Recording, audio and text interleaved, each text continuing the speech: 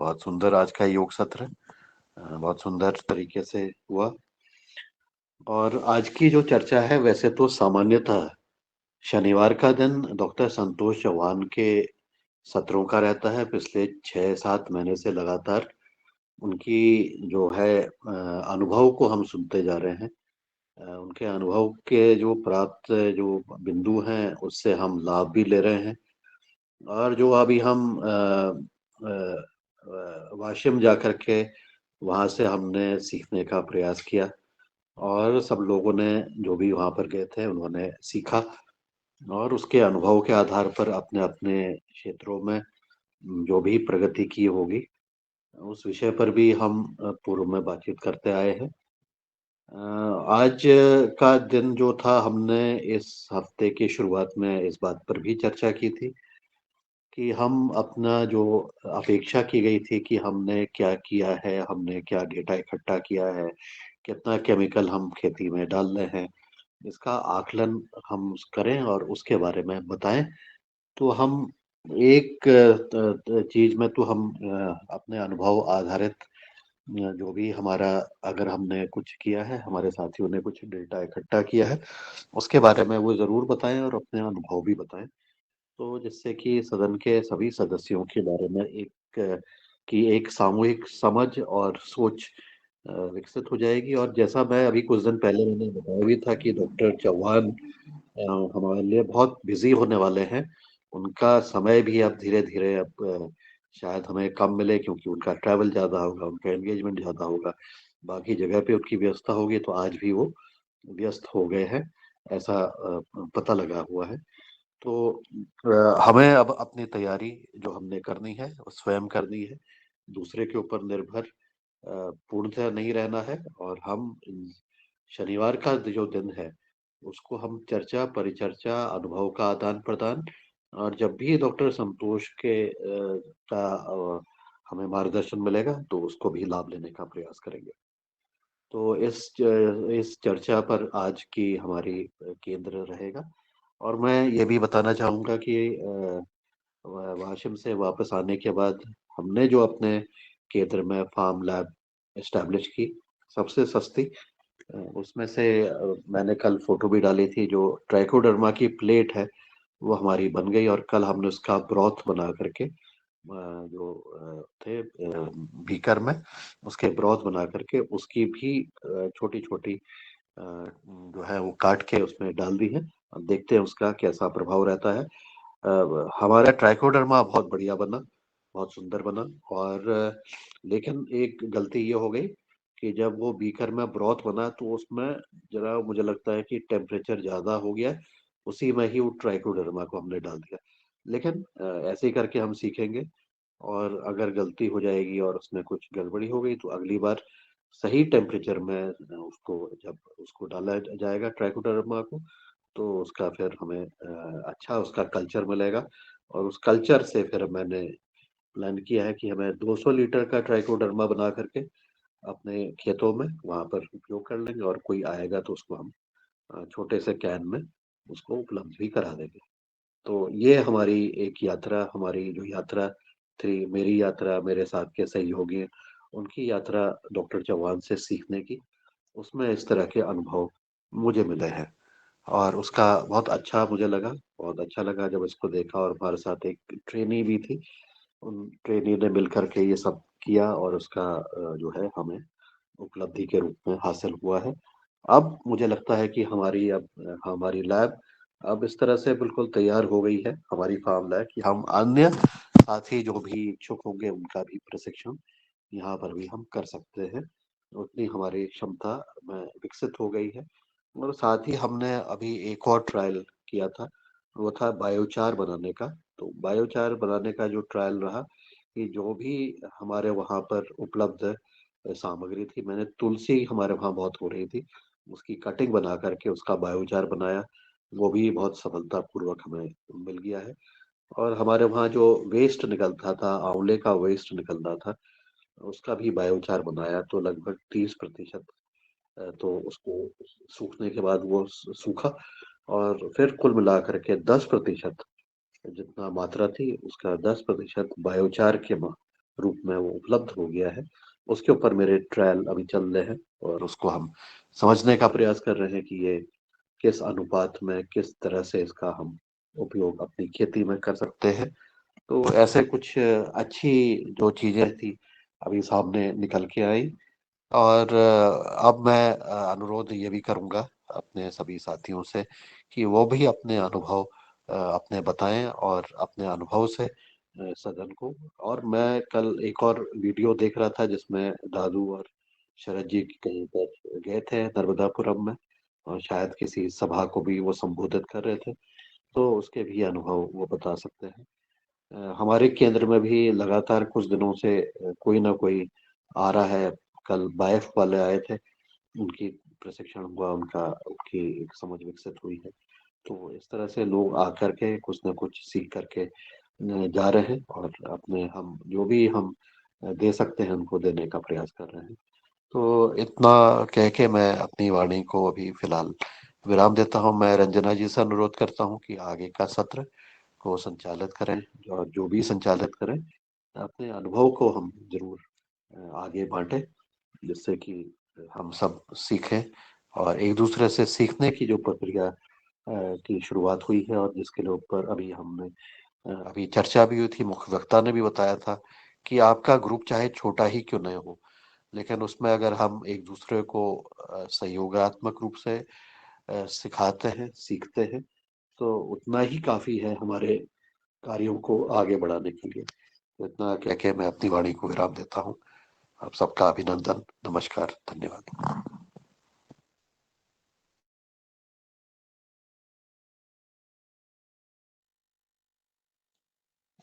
जी, जी आदरणीय बहुत बहुत धन्यवाद।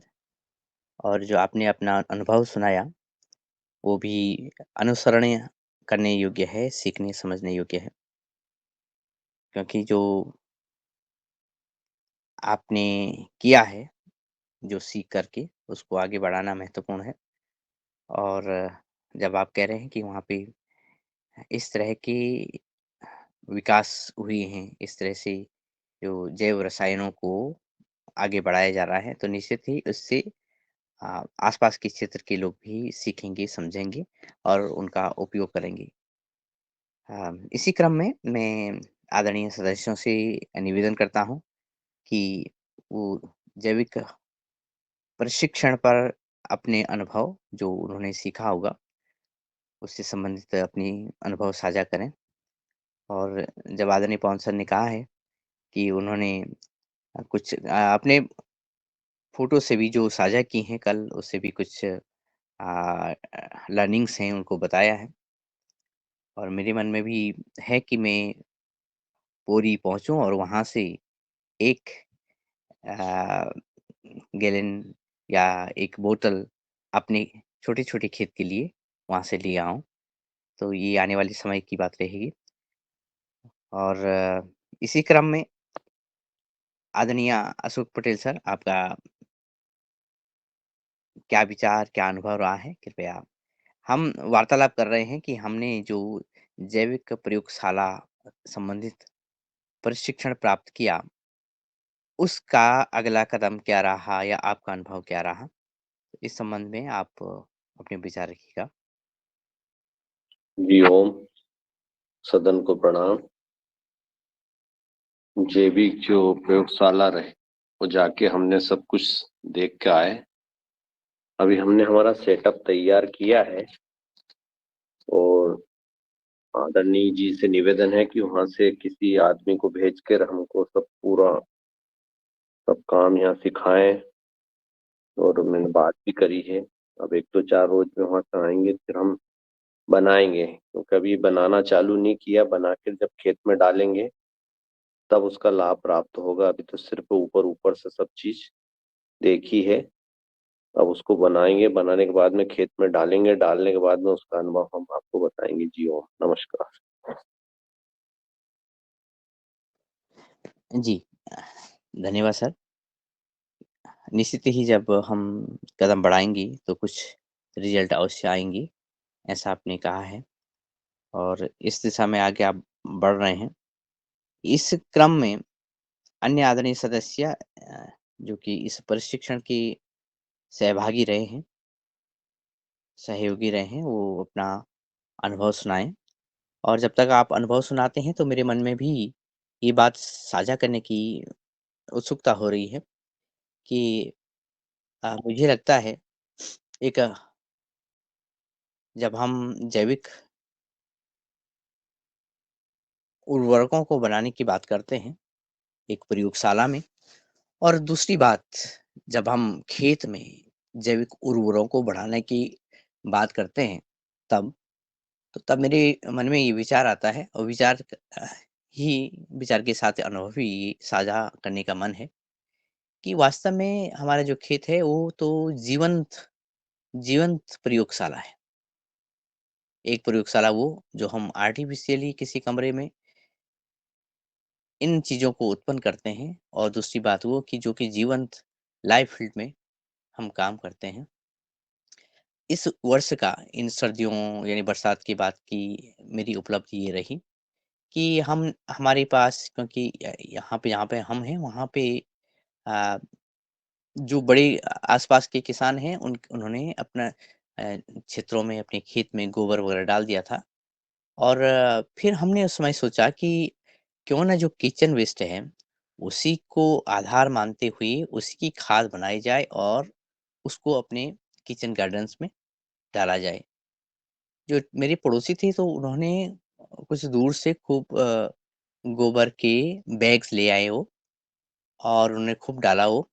फिर यानी ठीक एक ही प्लॉट के दूसरे भाग में। तो उससे पहले वो क्या कर रहे थे, उससे पहले वो डीएपी और यूरिया का छिड़काव कर रहे थे, तो मैंने उन्हें कहा कि इस समय हम ये कोशिश करेंगे कि हम न्यूनतम इसको डालेंगे, क्योंकि पिछली बार उन्होंने खूब डाला था, हालाँकि फसल भी अच्छी हुई थी। बाद में परिणाम ये रहा कि कीड़े भी खूब हो गए थे।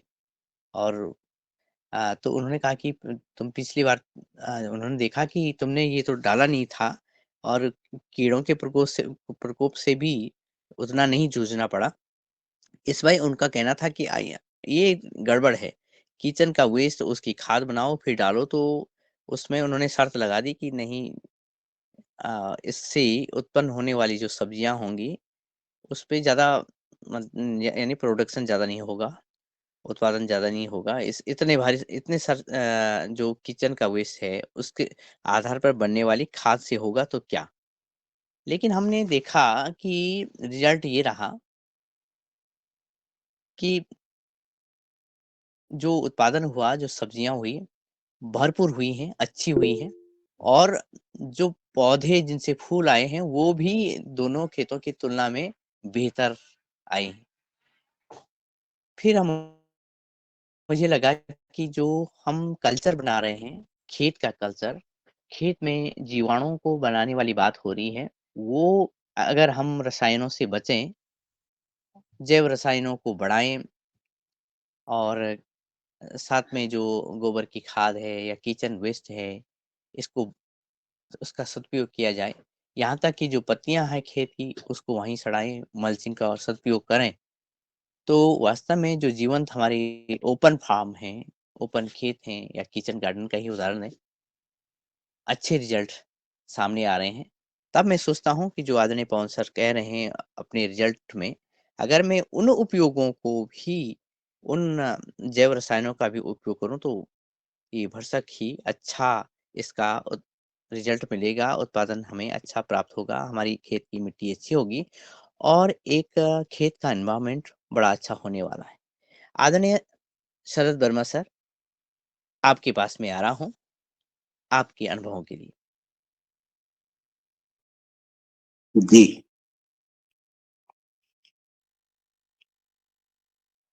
आज की योगशाला बहुत अच्छी रही। और आज पवन सर जी ने जो ट्राइकोडर्मा की प्लेट्स दिखाई वो बहुत बहुत बढ़िया बनी थी, क्योंकि वो पूरी तरीके से ग्रीन हो गई थी।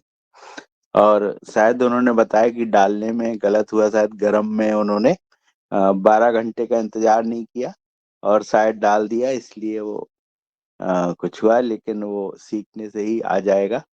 और कल हम लोग एक एकल फाउंडेशन का एक कार्यक्रम था, जहाँ पे हम लोग गए थे।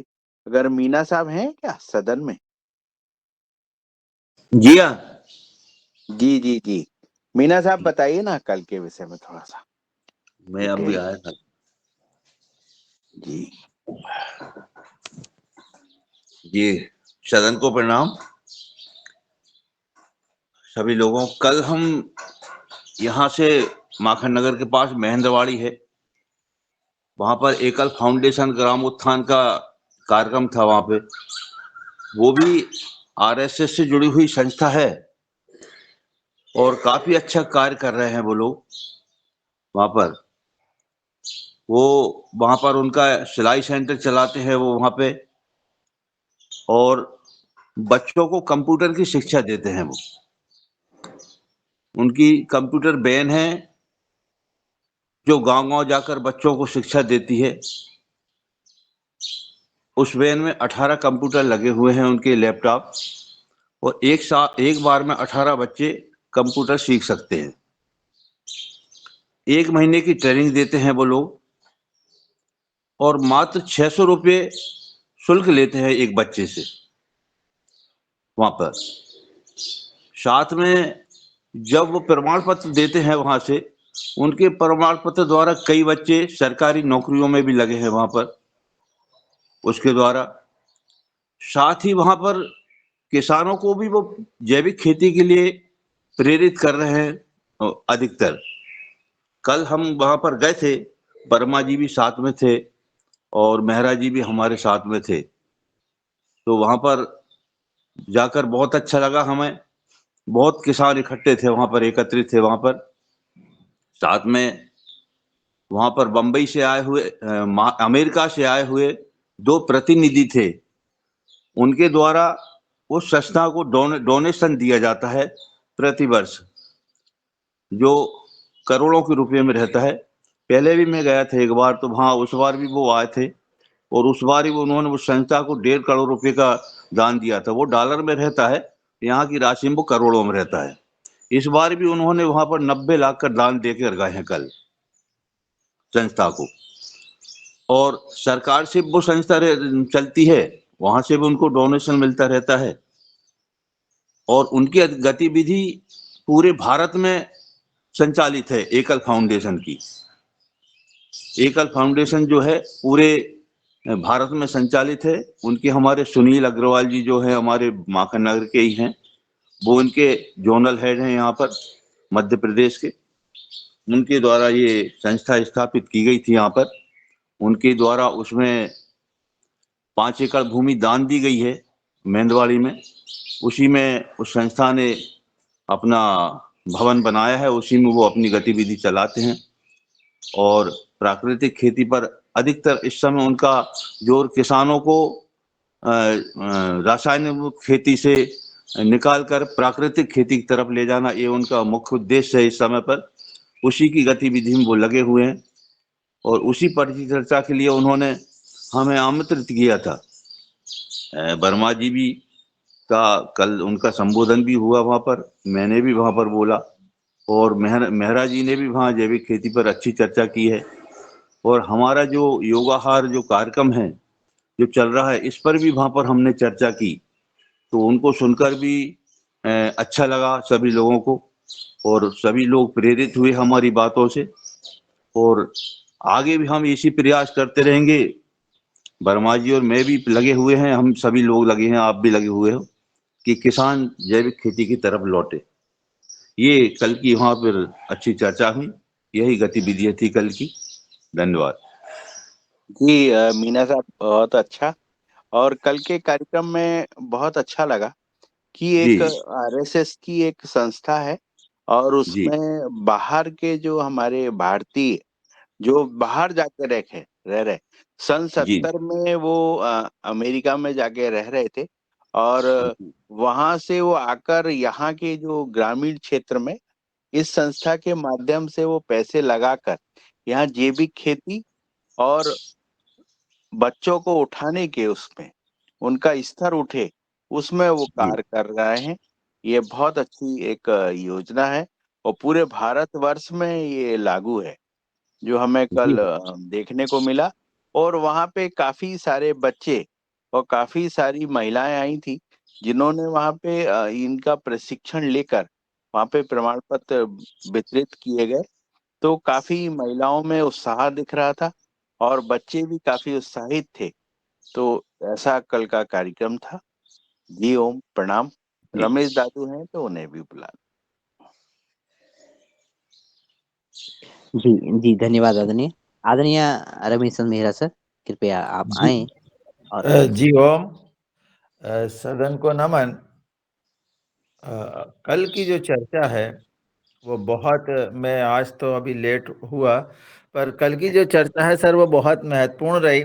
और कल जो बात हुई, तो कल के जो मुख्य अतिथि महोदय ने हमको जो कुछ समझाया था, उन्हीं बातों को हमने वहाँ पर आगे बढ़ाया।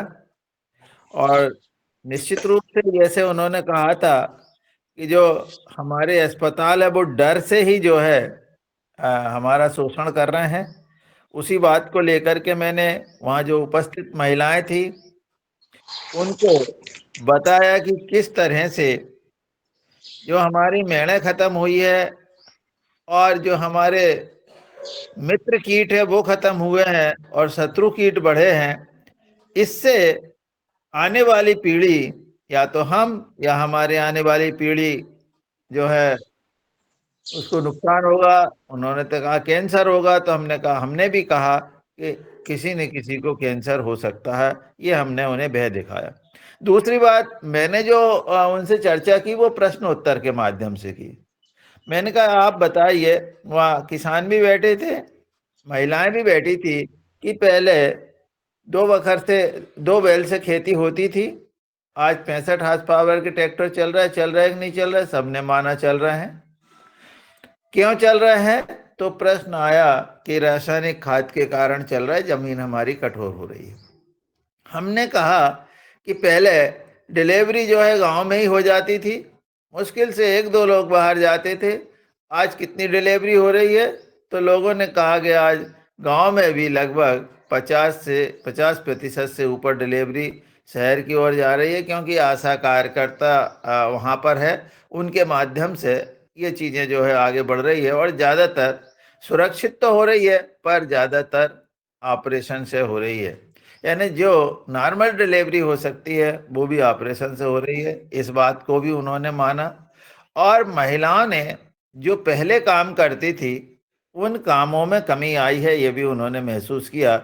और इसके कारण फिर उनके स्वास्थ्य पर जो है प्रभाव पड़ रहा है और उनकी कार्य क्षमता भी कम हो रही है, ऐसा उन्होंने भी महसूस किया और हमने उनको ये बताया। निश्चित रूप से कल जब हम लौट रहे थे तो हमने आपस में ही चर्चा कर रहे थे।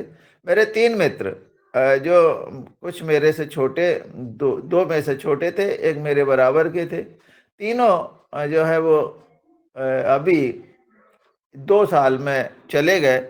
तो उस समय में उनके ही परिवार के लोगों से मैंने पूछा कि भाई ये क्या हुआ? तो उन्होंने कहा कि ये एक तो यह है कि हमने अपने स्वास्थ्य पर ध्यान नहीं दिया या कुछ लापरवाही की, तो इस कारण। तो मैंने कहा उनके परिवार को कितना नुकसान हुआ? तो ये परिवार को भी नुकसान हुआ और साथ में जो है उनकी जो अच्छी सलाह मिल सकती थी, आर्थिक नुकसान भी हुआ क्योंकि सब सर्विस में थे।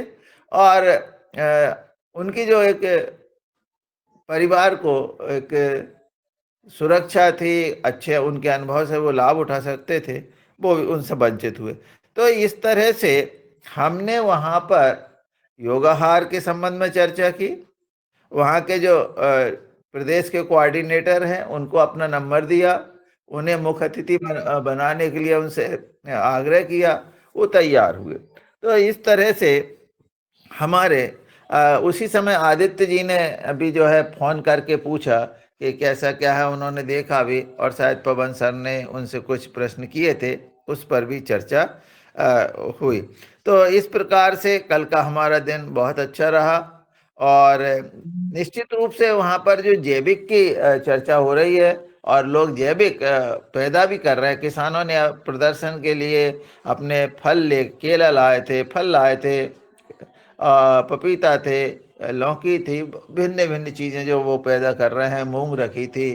तो इस तरह से, परंतु हम जब फील्ड को देख रहे थे, तो जब लौटते में जो फील्ड पे, तो चने की खेत में कुछ परेशानी दिख रही थी, उसी तरह से गेहूं के खेत में परेशानी दिख रही थी। और जब जब ये शरद भैया ने कहा कि यदि इस पे ट्राइकोडर्मा का स्प्रे होता या ट्राइकोडर्मा का उपयोग होता, तो निश्चित रूप से जो है ये ट्राइकोडर्मा ये फसल इस तरह से नुकसान नहीं होती। तो इस तरह से हम लोगों ने अपनी बात भी की। ट्राइकोडर्मा के संबंध में जो चर्चा हुई है वो ये है कि ट्राइकोडर्मा जब बोतल में रहता है तो उसका प्रभाव थोड़ा कम होता है, क्योंकि उनको ऑक्सीजन की कमी होती है। परंतु यदि हम उसको गोबर के खाद पे बनाते हैं और ओपन ऑक्सीजन में रहता है, तो उसका प्रभाव ज़्यादा पड़ता है, ऐसा भी हमको जानकारी मिली है। तो निश्चित रूप से पाउडर फेस में जो आता है और यदि वो ओपन में रहता है तो वो ज़्यादा प्रभावकारी होता है। तो यदि हम बायोगैस की स्लैरी पर इसको बढ़ाएंगे तो ये हमें और भी ज़्यादा उपयोगी रहा होगा, ऐसा अनुभव में आया है। निश्चित रूप से किसान जो करते हैं, किसान के जो अनुभव मिलते हैं, वही जो है लैब से यहाँ लैब से चीज उत्पन्न होती है, वो खेतों में जाती है, खेतों में उसका क्या प्रभाव पड़ता है, इस माध्यम से भी हम अपने अनुभवों को बढ़ा सकते हैं। जी ओम, कल का बहुत अच्छा दिन रहा और हम लोगों को और नई चीज़ें सीखने को मिली। जी जी, धन्यवाद सर। आपने कल की अपने अनुभवों को आगे बढ़ाया, बताया, उनको साझा किया और निश्चित ही अनुभवों से सीखा जाता है। आपने जो अनुभव लिए वो दूसरे के लिए भी प्रेरणा के स्रोत हैं। और इसी क्रम में अन्य आदरणीय सदस्य अगर हैंड रेज़ कर दें, तो आप तक पहुँचने में सहूलियत होगी और सरलता के साथ हम वार्तालाप संपन्न कर सकेंगे। इसी क्रम में जबकि हम जैविक प्रयोगशाला से संबंधित बातों को भी साझा कर रहे हैं कि किस तरह से जो प्रशिक्षण हमने लिया है उसको हम आगे बढ़ा रहे हैं अपने लैब में, अपने फार्म में। जी आदरणीय मेरा सर आपका अपना हैंड रेज़ है।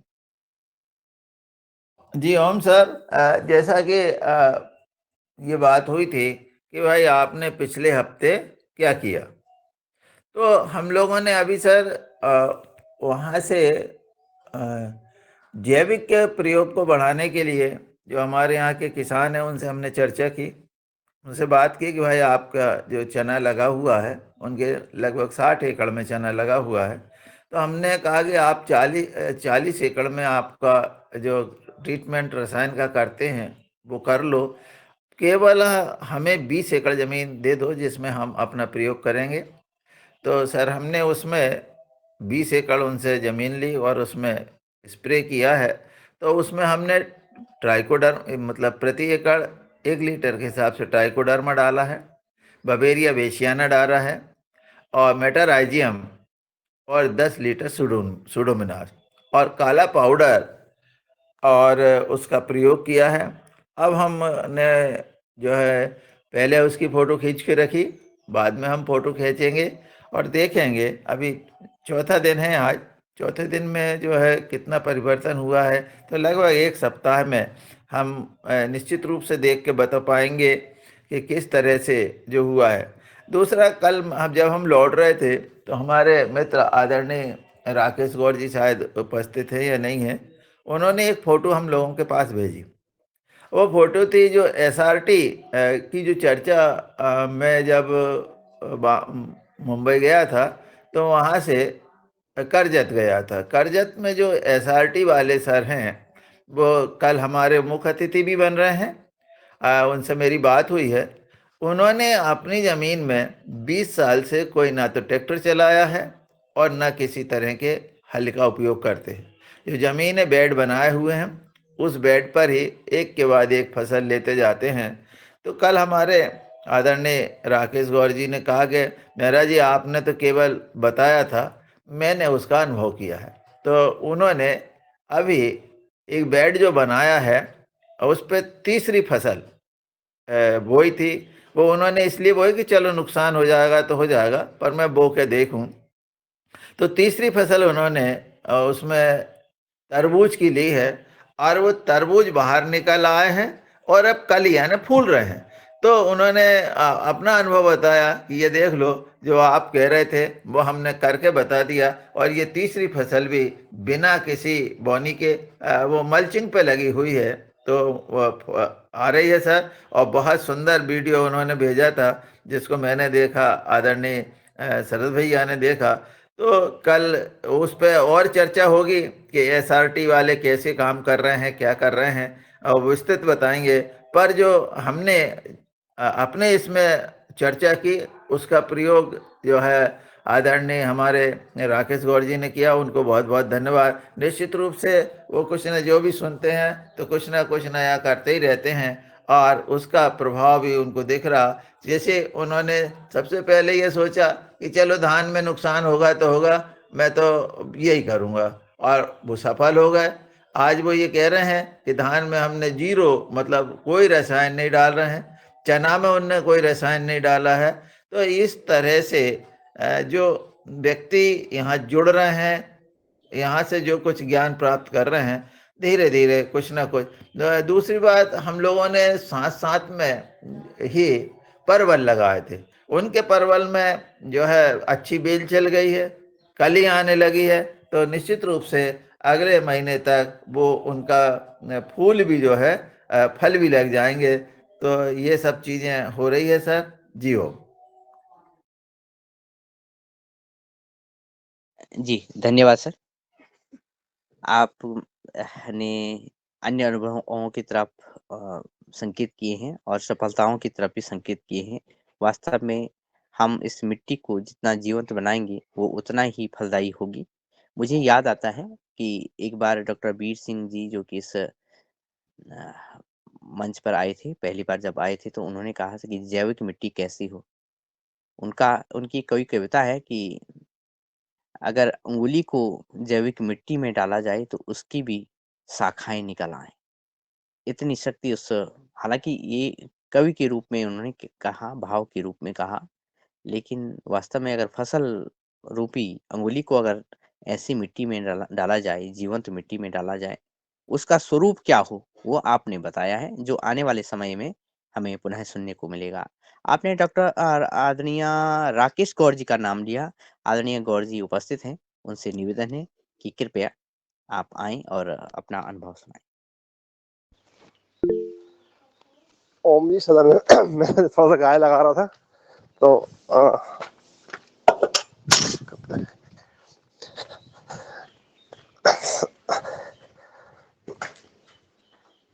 तो आपकी गाय दिखा दो हमें लगाते हुए। हाँ जी। गाय लग गई हो तो चर्चा करो भैया राकेश भैया।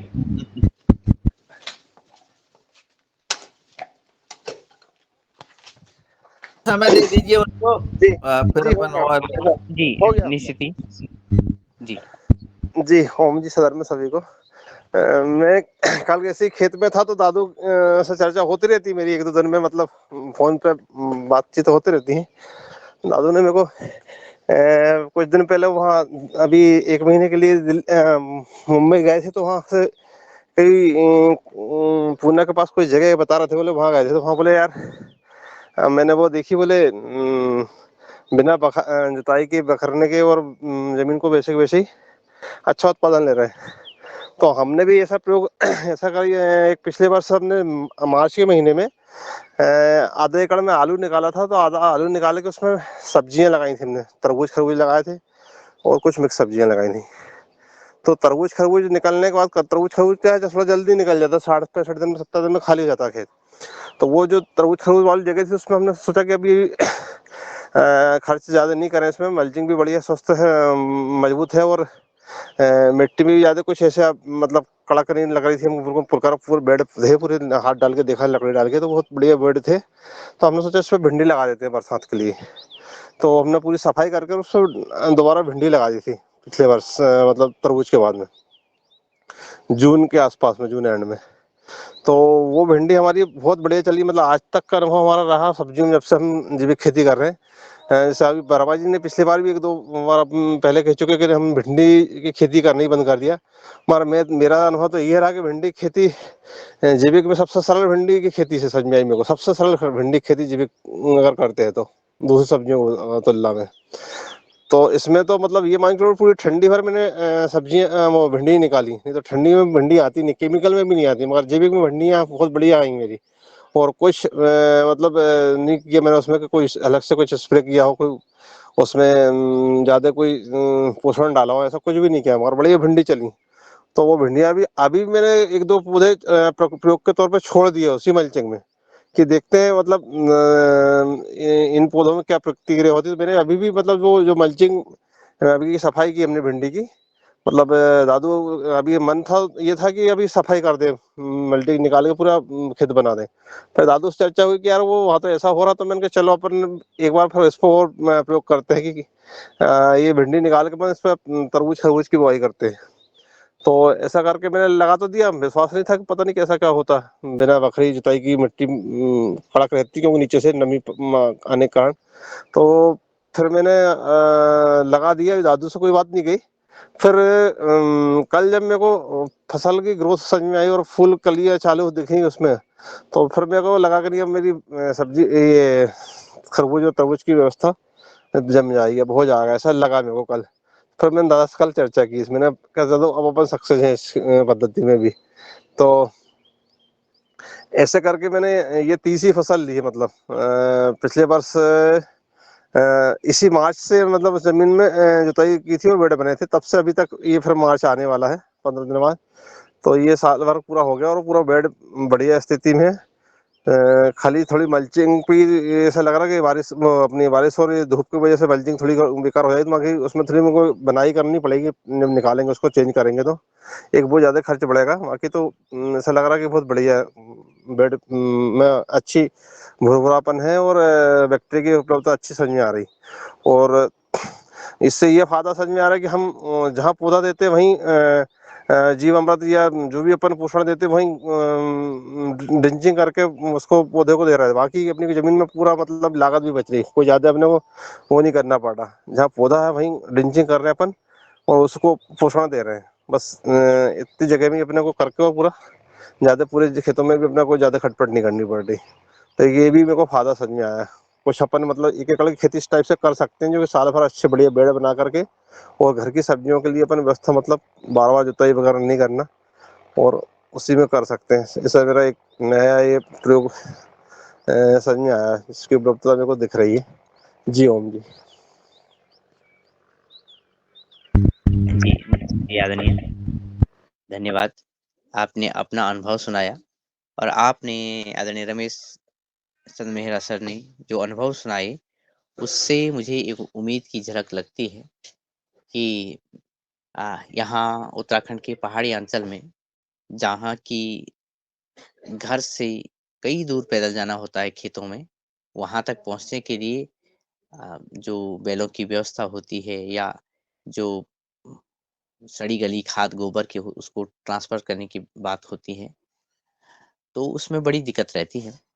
कल मेरी बात कुछ बहनों से हो रही थी फ़ोन पर ही, तो उन्होंने बताया कि पहले से और अब में बड़ा अंतर आया है। पहले जब लोगों का निश्चित होता था कि लोग अपने जो गौशाला से है गोबर को ढोने की व्यवस्था, लेकिन अब उसमें बहुत कमी आई है। तब जो अनुभव आपके आ रहे हैं और हमारी जैविक प्रशिक्षण, जैविक लैब प्रशिक्षण की जो बात आ रही है, सामने आ रही है, और हम अपने खेतों की कम जुताई करके ज़ीरो टिलिंग के माध्यम से कैसे अपने खेतों को आबाद रखें, इससे भी एक एक आशा की किरण दिख रही है, जो वार्तालाप आपके माध्यम से आ रही है। इसी क्रम में अ, आदरणीय सदस्य जो अपनी बात रखना चाहें, स्वागत है। साथ ही अ, विषय और सिलसिला ये भी है कि जो आदरणीय चौहान जी ने बात रखी है कि हमारे पास वो डेटा है क्या, क्या हमने कितना स्प्रे अपने खेतों में छिड़काव किया है केमिकल्स का, पेस्टिसाइड्स का। तो ये बातें भी अगर सामने आएँ तो शायद फिर कुछ बातें हमें और भी ज्ञात हो सके। इसी क्रम में जबकि आदरणीय सीएम राय सर हमारी वार्ता को सुन रहे हैं और अगर आपको आप तक आवाज़ पहुँचे, आपसे पहले मैं आदरणीय शरद वर्मा सर आपका हैंड रेज़ है, आप तक पहुँचता हूँ। जी। सर, आप दवाओं के डेटा के विषय में चर्चा करी थी आपने।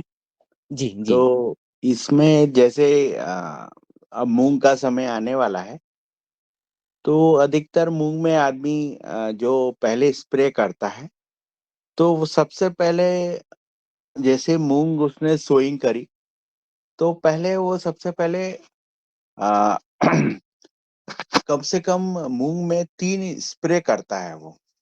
और वो पहले भी चर्चा हुई थी कि इसमें कोराजिन का स्प्रे करते हैं ये लोग। और कोराजिन का जो स्प्रे होता है, वो लगभग 100 एमएल या 120 एमएल की इसकी बॉटल आती है, जो कि 2 एकड़ में 60 एमएल प्रति एकड़ के हिसाब से इसका स्प्रे होता है। और इसमें जैसे और इसमें जो स्प्रे होता है, तो वो 3 बार स्प्रे करने के बाद इसमें मूंग तैयार होती है। और फिर मूंग को हार्वेस्टिंग करने के लिए अगर डायरेक्ट हार्वेस्टिंग करते हैं, तो मूंग का नुकसान बहुत होता है। इसलिए किसान लोग मूंग को सुखाने के लिए इसमें दवा डालते हैं, जिससे जो मूंग है वो सूख जाती है और कटाई में हार्वेस्टर वालों को प्रॉब्लम नहीं जाती। फिर उसकी हार्वेस्टर से जब कटाई की जाती है, तो वो एक साथ कटाई हो जाती है। तो इसलिए जो किसान है, वो मूंग को सुखाता है और ये 3 स्प्रे इसमें करता है। अब इसमें यह है कि मूंग में जो इल्ली आती है, इसके फूलों को खा जाती है वो, और 7 दिन के अंदर वो फूलों को खत्म कर देती है।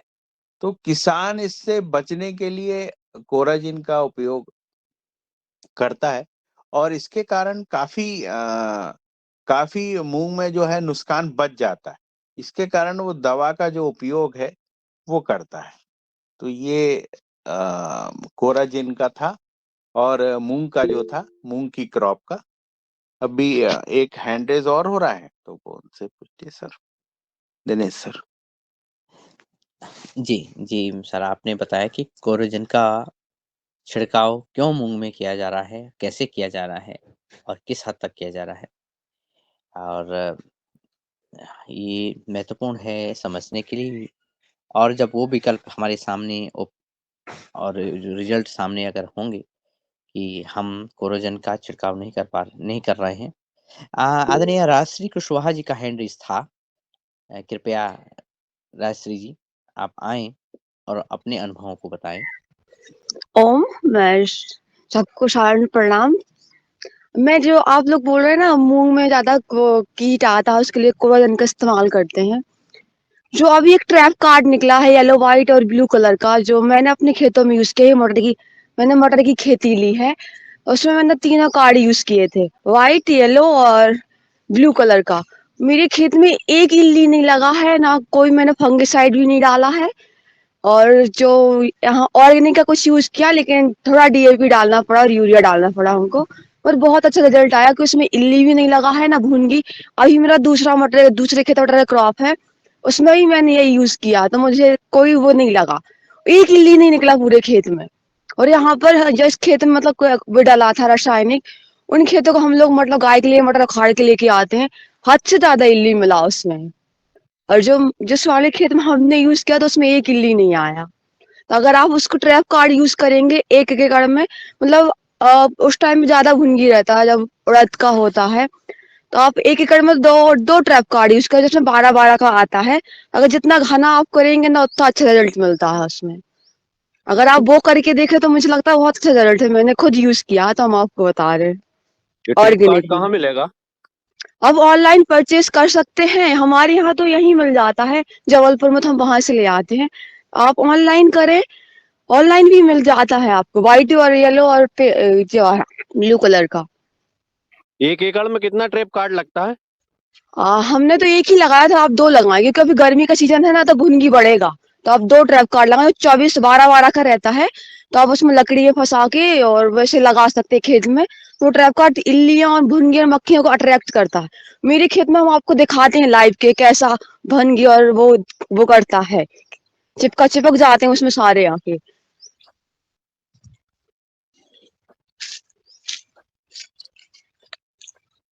चालू करो।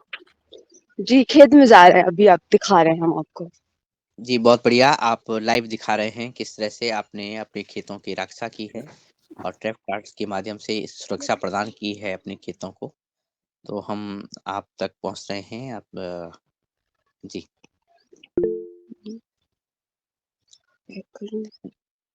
हाँ। बैक कैमरे का उपयोग करते हुए आप दिखा सकते हैं। जी।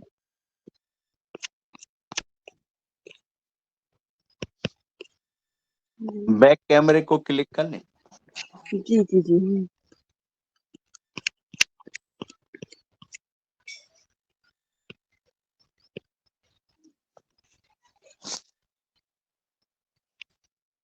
बैक कैमरा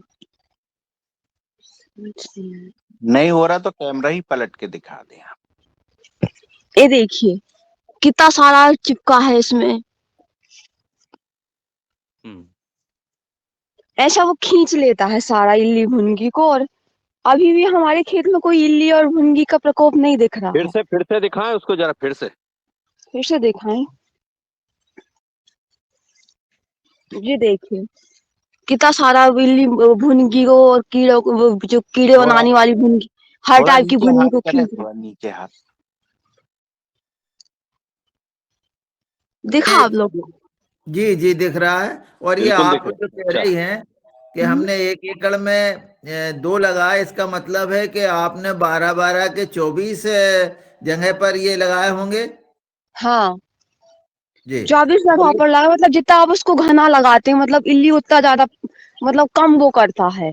अगर और जैसे गर्मी का सीजन हो तो ज्यादा लगाना पड़ता है, और ठंड में तो हमने 1 एकड़ में, और दूसरे वाला खेत था उसमें मतलब जल्दी मटर का क्रॉप लिया था, तो उसमें हमने 12 लगाए थे, तो उसमें हमें अच्छा रिजल्ट मिला था हमको। जी। और इसकी कीमत क्या पड़ती है? हमारे यहाँ तो 200 रुपए का मिल जाता है, लेकिन ऑनलाइन महंगा मिलता है, 250-300 तक जाता है, 300 अच्छा। 350 तक जाता है। जी। और ये कितने मतलब ये 15 दिन चलते हैं या 1 महीने लगे रहते हैं? जब तक आपका फसल खत्म नहीं होता, मतलब ये हम मटर का 3 महीने का फसल होता है, 90 दिन का, तो 90 दिन के लिए चल जाते हैं। 90 दिन के बाद वो पीला पीला जो रहता है ना, वो धूप की वजह से खराब हो जाता है, उसका रंग चढ़ जाता है, जैसे बोलते हैं रंग, मतलब रंग नहीं दिखाई देता, तो आपको दूसरा लगा देना। अगर आप लंबे टाइम वाली क्रॉप ले रहे हैं, तो हम तो 3 महीने वाली लिए, तो उसके लिए आपको बताएं। तो मटर के अलावा और किसी फसल में आपने प्रयोग किया है? हम सिर्फ सीजनली फसलें ज्यादा लेते हैं, अभी मटर का क्रॉप, उसके बाद अभी उड़द का लेंगे, और फिर जे सब्जी का फसल अभी नहीं लेते हैं, तो हम जो मतलब जे वाली फसल ज्यादा लेते हैं, तो उड़द में आपका रिजल्ट। उड़द होती है क्या आपके यहाँ? उड़द मूंग दोनों होता है, मटर के बाद उड़द ही बोएंगे इसमें। अच्छा। तो उड़द में पहले आपने लगाया था क्या, प्रयोग किया मैंने एक इसका? बार, और नहीं इस बार करूंगी, और नेक्स्ट बार तो मतलब नहीं किया था। ये अगर इस उड़द बार में होगा तो फिर ये मूंग में भी हो जाएगा, अपने इधर भी हो जाएगा मूंग में भी। हाँ वो हो, बढ़िया। मतलब मैंने किया है, मतलब दूसरे खेत में, दूसरे गांव के खेत में मैंने देखा था, वहां पर ही बहुत अच्छा रिजल्ट आया। उनसे पूछा था हमने कि इसमें क्या रिजल्ट आया, बोला जो भुनगी लगता है ना उड़द में गर्मियों के टाइम में, बोलते पूरा खींच लेता है वो, मतलब चिपक जाते हैं उसमें, अट्रैक्ट होके सारे चिपक जाते हैं उसमें।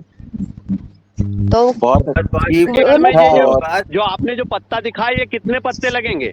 थोड़ा सा प्रश्न था मेरा। जो ये जो आपने जो दिखाया, ये 1 एकड़ में कितने लगेंगे? 12 लगेंगे, 2 लगेंगे, क्या कैसा क्या सिस्टम? 24 एक पैकेट आता है, उसमें 12 पीस 24 पीस होते हैं, एक पैकेट आता है। जो हम लेकर आए उसमें 24 पीस था, तो आपको 2 पैकेट अगर ज्यादा, मतलब गर्मी के टाइम में इल्ली भुनगी ज्यादा होता है, तो आप उसमें 2 पैकेट आएंगे, तो उसमें 24 का 2 गुना हो जाएगा, वो तो 5 लग जाएंगे वो। तो तो उसमें 48 लगाना पड़ेगा, मतलब 48 ये पूरे उसमें 48 है ना, हाँ 24 दूनी 48। हाँ, तो वो आप लगा देंगे तो इल्ली तो आएगा ही नहीं। हमने अपने खेत में बिल्कुल मटर सही। तोड़ा, उसमें इल्ली आया ही नहीं। और उसमें और आपका मतलब कि तो टेस्ट भी अच्छा था मटर का, खाने में भी अच्छा लग रहा था, लेकिन उस वो सस्ता होने की वजह से रेट बस नहीं मिल पाया है, बाकी सब अच्छा था उसका। इसको लकड़ी में चिपका के लगाते हैं क्या, लकड़ी में लगा के ठोक? आपने लकड़ी लिया, आपके पास तार है, आप कील से कर सकते हैं, तो आपने हम लोग के यहाँ तो लकड़ी होता है, तो हमने तार से बांध दिया था और खेत में गाड़ दिया था। मतलब हल्का सा तार लपेट के उसमें छेद करके उसको लपेटा और गाड़ गाड़ दिया था खेत में। बहुत जी धन्यवाद। ये आदरणीय हमारी आपका आज की अच्छा उपलब्धि ये है। सर हाँ, एक सदन रात्रि में आपका सब नंबर इस चैट बॉक्स में दे दो। कृपया आपका कृपया नंबर चैट सभी बॉक्स लोग में दे दो। कृपया अशोक एक ही भैया, करके बात नमस्कार करें भैया ने तो बोला था। अच्छा रहेगा। अशोक भैया, एक ही करके ही बात करेंगे तो अच्छा रहेगा, और सभी की आवाज सब तक नहीं पहुंच पा रही है। इसी जी क्रम भैया में जी। आदरणीय पवन सर का भी है हिस्सा।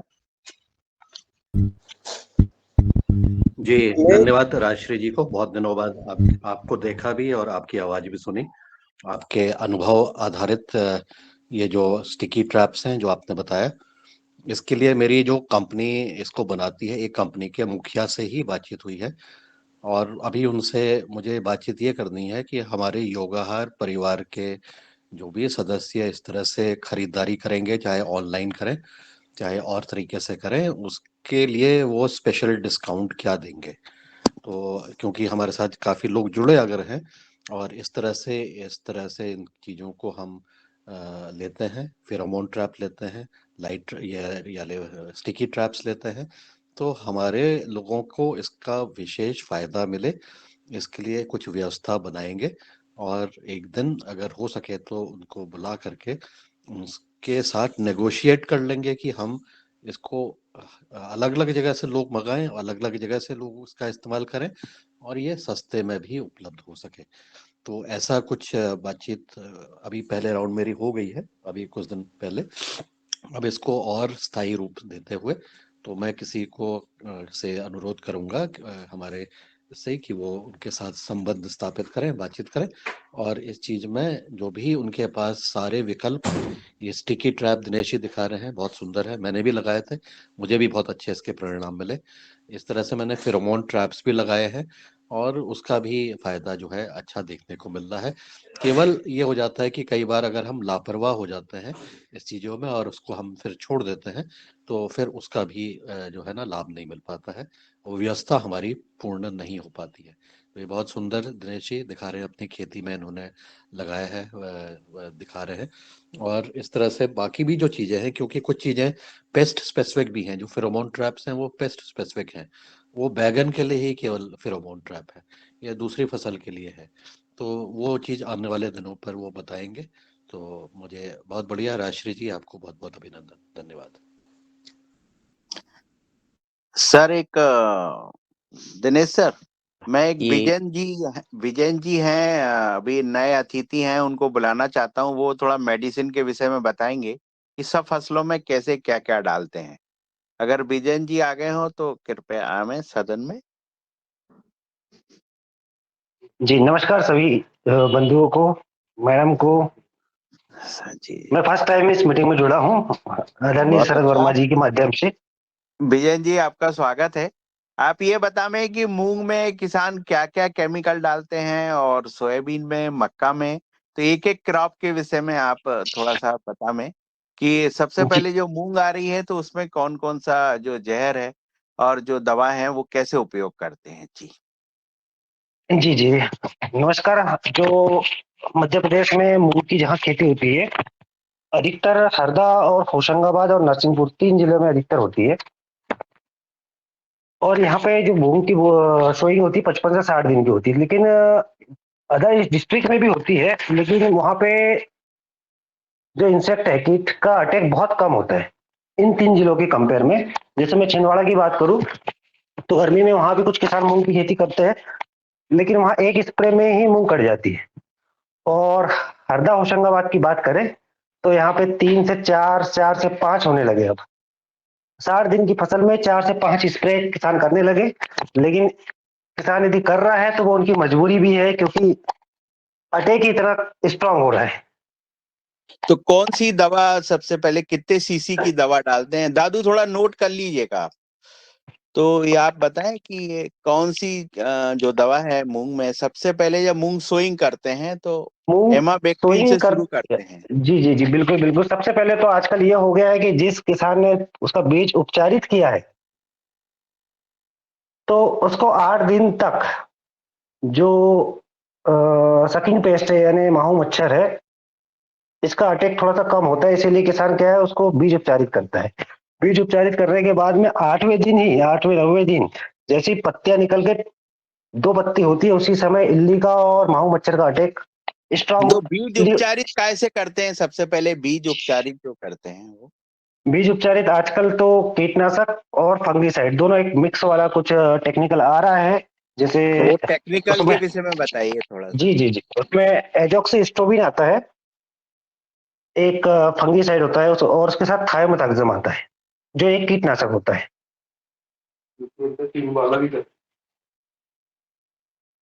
इस टाइप का कॉम्बिनेशन वाला बीज उपचार आ रहा है, उसका किसान आजकल ज्यादा प्रयोग कर रहे हैं। पहले तो साफ पाउडर वगैरह से फंगिसाइड से ये उपचारित हेवी करते थे। हेवी वाला है, हेवी वाला। जी ये हैवी वाला है। अदर एरिया में जहाँ पे कीट का प्रयोग बहुत कम होता है वहां बीज उपचार ना भी करे तो फसलें 20 दिन तक स्वस्थ रहती है। लेकिन हरदा होशंगाबाद ये 2 डिस्ट्रिक्ट तो ऐसे हैं कि जहाँ पे कीट का प्रयोग कीट जो है बहुत ज्यादा लगने लगे हैं। अब इसी इसमें वजह से किसान ये मूंग में तो स्टार्ट में ये डाल दिया अपन ने, इसके बाद जी 8 जी, दिन बाद कौन सी दवा डालते हैं? 8 दिन के बाद में इमामेक्टिन बेंजोएट जो 5% आता है उसका प्रयोग किसान करते हैं 100 ग्राम प्रति एकड़, और उसके साथ साथ थाइमेथाक्सम 25% जो आता है थाइमेथाक्सम, ये कितने ये परसेंट होता है? ये 25% होता है थाइमेथाक्सम। थाइमेथाक्सम कर लेते हैं, या एसीटेमाप्रिड 20% आता है उसका प्रयोग कर लेते हैं साथ में। कंपलसरी उसको माहू मच्छर या भुनकी के लिए प्रयोग करना जरूरी हो जाता है। कीटनाशक के साथ साथ सकिंग पेस्ट जो माहू मच्छर के लिए है वो कंपलसरी उनको यूज करना ही होता है। इसके बाद तीसरा इस पे आपका दूसरा हो गया, फर्स्ट हो गया, इसके बाद दूसरा दूसरा स्प्रे में क्लोरेंटानिलीप्रोल एक टेक्निकल आता है जिसका मार्केट नेम कोराजन के नाम से लोग जानते हैं। जी। उसका उसका प्रयोग अगले 3 स्प्रे तक कोराजन का प्रयोग करते हैं। कितने तो मात्रा ml रहता है ये प्रति एकड़? सिर्फ वो मात्रा चेंज करते रहते हैं। स्टार्टिंग में वो 30 ml प्रति एकड़ डालते हैं, फिर 40 ml प्रति एकड़ डालते हैं, फिर 50 ml प्रति, इस प्रकार से कुछ कुछ। अब तो ये रेशो हो गया है कि 50 से स्टार्ट करके 100 ml तक डालने लगे प्रति एकड़। और इसके इसके साथ बाद भी जब मूंग तैयार होती है, मूंग की जी क्रॉप, जी तो जी फिर उसमें कौन सी, उसको सुखाने के लिए कौन सी डाला जाता है और क्या टेक्निकल है, कितने परसेंट? जी, जैसे मैं हरदा की बात करूं तो 50% हरदा और कुछ देवास का जो पार्ट है वहां पे जो नर्मदा से टच वाला एरिया, वहां तो क्रॉप बहुत जल्दी सोइंग होती है, यानी मार्च में उनकी सोइंग हो जाती है। तो उनकी भी क्रॉप जो है 60 से 65 दिन में है, तो वो हार्वेस्ट के समय किसी भी प्रकार का सुखाने के लिए सफाया वगैरह का यूज नहीं करते। लेकिन होशंगाबाद और नरसिंहपुर का जो एरिया है वहां पे बारिश आने वाली होती है, क्रॉप रेडी होने में समय है, तो इस वजह से क्रॉप को वो जैसे दाने कुछ आने लगते हैं, हरे दाने ही होते हैं, कुछ फल फूल भी होते हैं, उसी अवस्था में उसमें एक टेक्निकल आता है पैराकोट डाइक्लोराइड 24%, जिसको सफाई के नाम से जाना जाता है, जो मात्र 24 घंटे में ही फसल को पूरा तरीके से सुखा देता है। इस जो टेक्निकल है इसके दुष्परिणाम भी बहुत ज्यादा है। शायद सुनने में आया कि होशंगाबाद जिले में ये टेक्निकल बैन होने वाला है, इससे कैंसर कारक बन रहा है ये। लेकिन किसान इसका उपयोग इसीलिए करते हैं क्योंकि उनको फसल जल्दी कटवाना है, फसल रेडी नहीं है, कटवाना है, इसीलिए उस टेक्निकल को वो डालते हैं, और 24 घंटे में ही ये फसल पूरी तरीके से सूख जाती है, हार्वेस्ट के लिए उपयुक्त हो जाती है। दूसरे दिन किसान हार्वेस्ट का प्रयोग करते हैं और पूरी फसल को कटवा लेते हैं। जी जी, चलिए बहुत अच्छा। अच्छा, आजकल विजयन जी सब्जियों में कौन कौन सी दवा यूज हो रही है, थोड़ा सा इसके विषय में और बताइए। जैसे मान लो हम भिंडी की फसल ले लें, बैंगन की ले जी लें। भिंडी में जो है हरे मच्छर और बहुत ज्यादा आते हैं, तो इसके लिए कौन सी दवाएं यूज करते हैं और वो कितने दिन रिकमेंड रहती है उसको कि ना तोड़ें, लेकिन किसान तोड़ के बाजार में भिजवाता है, तो उसके विषय में भी थोड़ा बताइए। अब तो ये हो गया है सर कि भिंडी की फसल हो चाहे कोई भी फसल हो, यदि जिस समय रेट अच्छा है और यदि किसान के भी खेत में बीमारी लगी भी हुई है सर, तो वो स्प्रे करेगा और सेम डे भी मार्केट ले जा लेता है। वैसे तो नहीं ले आना चाहिए, मिनिमम 3 दिन। वो कौन सी दवाएं डालता है ज्यादा विजय जी? जी, उसमें अधिकतर जो है व्हाइट फ्लाई का अटैक होता है, थ्रिप्स का अटैक होता है, सकिंग पेस्ट ज्यादा होता है, इल्लियो का अटैक कम होता है भिंडी की फसल में। तो जी जी, पायरोफ्लैक्सीफेन नाम का एक रसायन आता है, डाइफेंथुरान आता है, ये कितने परसेंट इमिडाक्लोर रहता है? एक 10% आता है, इमिडाक्लोरपिड 70% आता है, जी पायरोफ्लैक्सीफेन 23% आता है। जी एक जी केमिकल फेमस भी है उसमें, SLR 525। इसमें एक रसायन 50% है, एक रसायन 5% है। इसका भी किसान भाई अच्छा प्रयोग कर रहे हैं, लेकिन ये ग्रीन केमिस्ट्री के नहीं है, कुछ येलो है। जैसे आप कोई भी दवाइयाँ लेके आते हैं उसमें ग्रीन लिखा, जैसे आप खाना खाने जाते हैं तो एक लोगो वहाँ होता है ग्रीन का और रेड का। नॉन वेज के लिए रेड और वेज के लिए ग्रीन। उसी प्रकार ऐसे भी जो दवाइयाँ है उसमें भी इस प्रकार से कुछ सिंबल आते हैं कि कौन सा दवाई प्रकृति के लिए ज्यादा नुकसानदायक है और कौन सा कम है। तो जो ग्रीन वाला है वो जो मित्र फंगस है या मित्र कीट है उनके लिए नुकसानदायक नहीं होते। तो ऐसी दवाइयाँ किसान भाई प्रयोग बहुत कम कर रहे हैं और ऐसी दवाइयाँ ज्यादा प्रयोग कर रहे हैं जिससे प्रकृति को भी नुकसान हो और उनको रिजल्ट जल्दी मिले। जी जी। अच्छा, जब भिंडी जैसे तैयार होती है तो उसके अंदर एक सूंडी घुस जाती है उसमें छेद करके, उसके लिए कौन जी सी जी जी। दवा डालते हैं वो? उसके लिए अधिकतर तो आजकल एक दवाई आती है लेमडा साइलोथ्रीन, जिससे हल्की सी जलन होती है। फिर से बोले, लेमडा? लेमडा साइलोथ्रीन। अच्छा, कितने परसेंट है ये? ये 4.9% भी आता है, 5% भी आता है और 9.3% भी आता है। जी जी जी जी जी जी। ये भिंडी का। अब आप बैंगन का थोड़ा बताइए कि बैंगन में जो बोरर आता है उसके लिए कौन सी दवा डालते हैं? बैगन में बोरर आ रहा है यदि आपका जून और जुलाई में है तो सर ये कंट्रोल होना बहुत मुश्किल जाता है। जी जी जी, इसके लिए कौन सी? इसके लिए आता है एक, अभी एक नया रसायन आया हुआ है। जी, मतलब रसायन तो पुराना है लेकिन उसका प्रयोग उसमें ज्यादा हो रहा है, कार्टाफ हाइड्रोक्लोराइड 50%। कार्टप। जी जी कार्टाफ हाइड्रोक्लोराइड 50% SP के नाम से आता है। उसका डोज पर एकड़ 100 ग्राम पर एकड़ है, लेकिन फार्मर इसको 250 ग्राम पर एकड़ तक यूज करने लगे हैं अब। लेकिन जून ये जून जुलाई एक में जो विजयन जी, बैंगन की जो फसल है हमारी 1 साल की है, तो इसमें जी, किसान कम से कम कितना में इसका स्प्रे कर देता है, कितने बार हो जाता है? यदि फसल 1 साल की, लेकिन सर इसका जो है अटैक बोरर के समय ही करता है, और यदि नॉर्मल टेम्परेचर हो तो बोरर का अटैक कम होता है। तो फिर भी कितने किसान स्प्रे बैंगन की फसल निकालने में कर देता है? 3 से 4 लगभग स्प्रे तो करते हैं। 4 स्प्रे में बैंगन आ जाता है, फिर ऐसा आपका कहना है? जी जी। प्रति एकड़ कम से कम अगर 4 बार करेगा तो 1 एकड़ में कितना डोज है इसका?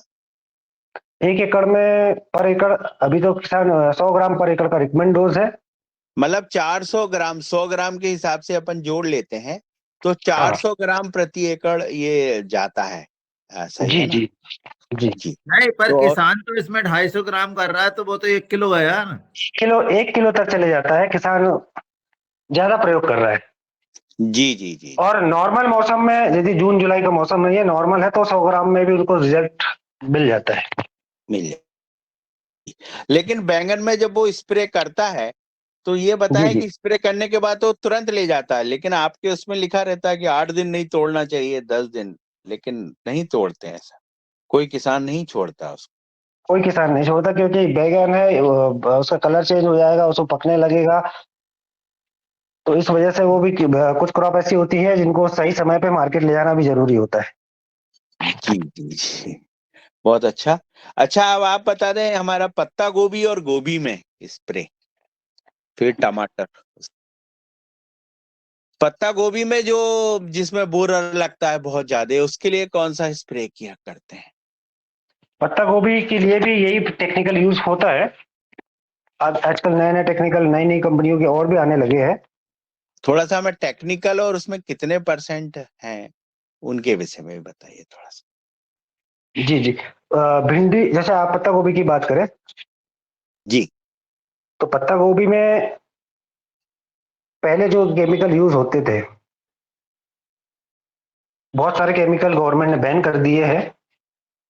उसका जी जी दुष्परिणाम बहुत ज्यादा आ रहे हैं उसी वजह से। लेकिन पत्ता गोभी का यदि मौसम अच्छा हो पत्ता गोभी के लिए, तो अटैक तो उसमें कम ही जी होता है, जी बोरर का भी कम ही होता है। लेकिन जिस एरिया में पत्ता गोभी बहुत ज्यादा बेहतर मतलब सोइंग होती है, जैसे बैतुल एरिया है, बैतुल में एक मार्केट है बिरुल बाजार बुलताई के पास में, यहाँ पे हर किसान पत्ता गोभी की ही फसल लेता है, तो वहां पे अटैक बहुत ज्यादा होता है।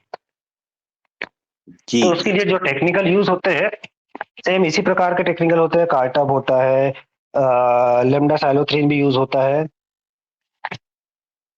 4.9 भी होता है, 3 और 9.3 भी होता है। कुछ कॉम्बिनेशन में भी आजकल टेक्निकल आने लगे हैं, जिसमें कोराजन वाला टेक्निकल क्लोरेंडानिलिप्रोल के साथ लेमडा यूज होता है। जैसे सिंजेंटा का एक एम्प्लीगो नाम की दवाई आती है, उसमें कॉम्बिनेशन में दे दिया उन्होंने। जी जी जी। अच्छा, ये तो हो गया। अब सोयाबीन के विषय में बताएं, सोयाबीन में कितने स्प्रे होते हैं और सोयाबीन कैसे आती जी जी। सोयाबीन बहुत है अपने जो एरिया में, सभी मालवा रीजन में, मध्य प्रदेश में मालवा रीजन में अधिकतर सोइंग होती है। और सोयाबीन में आजकल फार्मर जो है येलो मोजिक रेजिस्टेंस वैरायटी भी आ चुकी है, बट फंगस का अटैक उसमें कम नहीं हो रहा है, फंगस फिर भी हो रहा है। और कीट का प्रयोग तो होता ही है, 4 स्प्रे मिनिमम ले रहा है, उसमें आखिरी में 2 स्प्रे में उसको फंगीसाइड यूज करना ही पड़ रहा है। जैसे कौन आप सी सोइंग, जी जी, जैसे आपने बोइंग कर लिए सोयाबीन की, तो पहला स्प्रे मूंग की तरह ही वो इमामेक्टिन का यूज करता है। और उसी के साथ साथ गटर बीटर नाम की एक कीट होता है जो तने को खाते हुए चलता है। जी जी। तो उसके लिए उसमें किसान उसके और उसमें लिए किसान क्या डाल? उसके लिए किसान लेमडा साइलोथ्रीन के साथ इमिडाक्लोरपिड या थायोमेथाक्सम इसका प्रयोग करता है। जो क्लोरोपाइरीफास कॉमन, का भी करता है क्या? नहीं, क्लोरोपाइरीफास का सब पहले करता था। लेकिन वो क्या होता है कि गटर बिटर के लिए आजकल जो उसकी जो फुद्दियां उड़ती है उस पर क्लोरोपाइरीफास का रिजल्ट मिल जाता है, लेकिन जो अंदर चला गया है तने के जी जी अंदर, जी। उसके लिए क्लोरोपाइरीफास काम नहीं कर पा रहा है, इसीलिए लेमडा का यूज कर रहा है वो, लेमडा साइलोथ्रीन। और जो अच्छा, उड़ने ये वाले के लिए कितने है, % है? ये कितने % है ये? ये सर 4.9% आता है। अच्छा अच्छा, तो इसके कितने स्प्रे करता होगा? 2 स्प्रे होते हैं, 3 हो? नहीं, इसके तो सिंगल एक शुरुआती 30 दिन में ही होता है, जी जी जी 15 से 30-35 दिन के बीच में हो जाता है। उसी समय क्या होता है कि इसका तना मुलायम होता है सोयाबीन का, तो उसी में वो छेद करके अंदर चला जाता है। और जब इसका तना हार्ड होने लगता है, तो उसके बाद में ये गटर बेटर अटैक नहीं कर पाता है। लेकिन इसका जो दुष्परिणाम है, आपको 40 दिन के बाद में, 50 दिन के बाद में जब पौधा मुरझाने लगता है, तब आप उसका तना यदि फाड़ के देखोगे तो आपको पता लगेगा कि ये गटर बीटर का अटैक था। उस समय पे मैंने इसका प्रयोग कर दिया होता तो ये पौधा सुरक्षित होता। दुष्परिणाम आपको 20 दिन 25 दिन के बाद में समझ में आता है। जी जी। अच्छा विजय जी, ये बड़वानी में जैसे मिर्ची बहुत होती है, पूरे साल भर होती है, बताते हैं कि इसमें 25 से 30 स्प्रे में मिर्ची आती है, तो जी जी, इसके बिल्कुल विषय में सही है। थोड़ा सा हमें आइडिया दीजिए। जी, कुछ तो वहाँ पे बायो के रिजल्ट बहुत अच्छे आ रहे हैं। लेकिन क्या है कि बड़वानी हुआ या खरगोन हुआ, दोनों और बुरहानपुर का कुछ एरिया, वहां पे तीनों जिलों में जो है मिर्ची में वायरस का अटैक है। और जी जी वायरस का अटैक होने के बाद में कोई भी केमिकल उस पर काम नहीं कर पा रहा है। बट जी जी कुछ बायो की दवाइयां है अलग अलग, उसमें कुछ टेक्निकल कंपनियां क्या डाल रही पता नहीं है, लेकिन बायो के नाम पे बेच रही है। और उसके कुछ कंपनियों का शानदार रिजल्ट भी आ रहा है, किसान का खुद का प्रैक्टिकल भी हो रहा है। तो लेकिन उसमें उसमें जो ऐसा कोई 25 से ऐसा 30 ऐसा ऐसा कोई विजय जी केमिकल जो नहीं है जो किसान यूज नहीं कर रहा है, सर। विजय जी जो 25 से 30 स्प्रे कर रहे हैं मिर्ची में, थोड़ा सा नाम बताइए ना, कौन से कर रहे हैं, कितना ग्राम प्रति एकड़ जा रहा है, थोड़ा सा डेटा चाहिए हमें। जी जी जी जी जी। मैं तो बता रहा हूँ कि आप 25 से 30 स्प्रे में वो 25 से 30 प्रकार की दवाइयां यूज कर रहा है। 25 से और 30 स्प्रे। हाँ, उसमें हर बार हर हर प्रकार, क्योंकि यदि आपको किसी भी दवाइयों का रिजल्ट मिलता हो तो किसान यदि रिजल्ट मिलता है तो वो उसको रिपीट नहीं करता। इस पर क्यों करेगा 8 जी दिन जी 10 दिन 15 दिन। लेकिन यह हो गया है कि वहां पे ड्रिप इरिगेशन में और ऊपर से ड्रिप से भी दवाइयां छोड़ रहा है और ऊपर से स्प्रे भी कर रहा है। और वायरस ये रेजिस्टेंस यदि वैरायटी। जी जी 25 से 30 जो स्प्रे होते हैं, जैसे एक जी जी। टेक्निकल का नाम आप बताएं तो कितनी बार, जैसे मान लो पहला स्प्रे कौन सा करेंगे मिर्च लगने के बाद? इमामेक्टिन से स्टार्ट करता है किसान। एमाबेक्टिन पहला है ना, तो 1 एकड़ जी। में कितने ग्राम डालता है वो पहले? अ, मिर्च में तो 100 ग्राम पर एकड़ से स्टार्ट करता है, फिर उसके बाद में वो स्टार्ट करता है कोराजन वाला जी टेक्निकल, क्लोरेंटानिरिपॉल। जी फिर उसके ये साथ दूसरे। कॉम्बिनेशन फिर कॉम्बिनेशन में कोराजन के साथ लेमडासाइलोथ्रीन यूज करता है। जी फिर एक रसायन आता है डुपॉन्ट कंपनी का डेलीगेट, स्पाइनोटोरम 11%, जी जी जी जी उसका भी प्रयोग करता है। फिर एक टेक्निकल आता है डुपॉन्ट या डाउ कंपनी का स्पाइनोसेट टेक्निकल रहता है उसमें, जी उसका भी प्रयोग करता है। और साथ साथ सकिंग पेस्ट के लिए भी, जैसे आप माहू मच्छर के लिए इसी प्रकार हाँ, से स्टार्ट करता है, थायोमेथाक्सिन से स्टार्ट करता है, इमीडा से करता है, डायफेंटुरान से करता है, एसीटेमाप्रिड करता है, डिनोटोफेरान करता है। बहुत सारे, फिर बायो में भी मिक्स करते रहता है, बायो में बहुत सारी दवाइयां आती है वो भी यूज करते तो रहता ये 25 से 30 स्प्रे जो करता है बिजेन जी 1 एकड़ में, तो है। जी लगभग जी। कितने ग्राम प्रति एकड़ दवा चली जाती है, मतलब ये जो मिर्च है इसमें एक अनुमान से, जैसे सर अगर हर लिक्विड टेक्निकल का सर डोज अलग अलग होता है। जैसे हर टेक्निकल, जैसे मैंने आपको बताया इमामेक्टिन 100 ग्राम यूज करेगा। 100 ग्राम, उस अच्छा जी जी जी, उसके साथ साथ एसीटेमाप्रिड माहू मच्छर के लिए 100 ग्राम पर एकड़ यूज करेगा। जी यदि आप डेलीगेट की बात करोगे तो 100 मिर्च में 100 ml का डोज है उसका, लेकिन फार्मर 60 ml से स्टार्ट करता है। जी। लेकिन अपन अगर एक दवा का मान ले 100 ग्राम, 100 ml जी जी। या 100 ग्राम मान लेते हैं 1 एकड़ का, तो 25 स्प्रे में मतलब 2.5 लीटर दवा डालता है या 2.5 किलो दवा वो पाउडर डालता है, यही है ना आपका कहना? जी जी जी बिल्कुल बिल्कुल बिल्कुल। जब 1 एकड़ की फसल जो है मिर्च की वो आ पाती है। जी ठीक है विजयन जी, बहुत गहन जानकारियां आज हमें मिल रही हैं। सदन में जो बहुत दिनों से असंतोष सर नहीं है, उनके लिए आपको बुलाया गया था, और इससे क्या हम लोगों की बहुत दिनों से हम लोग दवा सही हमारे एरिया की हम लोग बता नहीं पा रहे थे, वो टेक्निकल इतने हार्ड होते हैं कि उनके नाम नोट करना, और वो इसलिए आपको आज हम लोगों ने सदन में बुलाया। जी पवन जी। सर जी को अगर मैं सादर आमंत्रित करता हूं, अगर विजयन जी से कोई क्वेश्चन करना चाहें। मेरा निवेदन ये है कि विजयन जी से एक प्रश्न है कि अभी जी कोराजिन सर। में जो है देखा हमने चने में जो लोग डाल रहे हैं उसमें लाल की जगह हरा हरा हरा हरा कलर छप के आ रहा है, इसका क्या कारण है? सर जब कोराजन सबसे पहले आया था ग्रीन केमिस्ट्री का था, और इसका जो है डुपॉन्ट कंपनी का आविष्कार था ये। उसके बाद में इसको टेक ओवर कर लिया है एफएमसी कंपनी ने। जी और उसके अभी जब लास्ट ईयर जो कोराजिन के रेट बहुत सारे डाउन हुए हैं, तो ये चाइना की एक कंपनी ने इस टेक्निकल का मोनोपोली कर लिया है। उसी वजह से इसमें मिक्स होके आ रहा। पहले क्या होता था कि क्रॉप में भी कोराजन डालने के बाद में ग्रीननेस आता था, क्योंकि उसमें जो रॉ मटेरियल यूज किया गया था वो एक प्रकार से टॉनिक था। 18% तो कोराजन का टेक्निकल है, और जो उसमें रॉ मटेरियल था एक प्रकार से टॉनिक था, सिलिकॉन बेस्ड टॉनिक था। लेकिन अब ये चाइना के द्वारा आ रहा है और बहुत कम रेट में आ रहा है। इसी वजह से इसमें गवर्नमेंट ने केमिस्ट्री चेंज किया है। और ये जो गवर्नमेंट टैग करती है, उसमें red colour, green colour, yellow colour, ये टेस्ट करने के बाद करती है। पर्यावरण को नुकसान हो रहा होगा तो वो रेड कर देता है, कम हो रहा होगा तो ब्लू कर देता है, इस प्रकार से करता है। अभी मैंने देखा सर, चना में जो किसान उपयोग कर रहे हैं, तो उस पे जो कलर पे जब ध्यान गया तो वो रेड, उस पर जो रेड नहीं है, हरा है। तो मैंने कहा ये तो जो है ऐसा हो गया कि ज्यादा नुकसानदायक नहीं है, और है वो मतलब ये ही अपना जो है। गवर्नमेंट का आपने जो क्या अभी होता है कि 25 जो डोसेस बोले मिर्ची में, तो उसका टोटल कॉस्ट कितना होता होगा पूरा 25 डोसेस का, पेस्टिसाइड फंगिसाइड्स? यदि मिनिमम आप बात करें तो कोई भी डोज 500 रुपए पर एकड़ से नीचे का नहीं होता है। 500 से लेके 800 रुपए, 1000 रुपए तक एकड़, क्योंकि फार्मर जो यूज करता है ना, सिंगल कीटनाशक ही यूज नहीं करेगा, उसके साथ साथ माइक्रो न्यूटन में 1919, 05234, 13045, ये उसके साथ साथ टॉनिक, ये कंपलसरी ही देता है।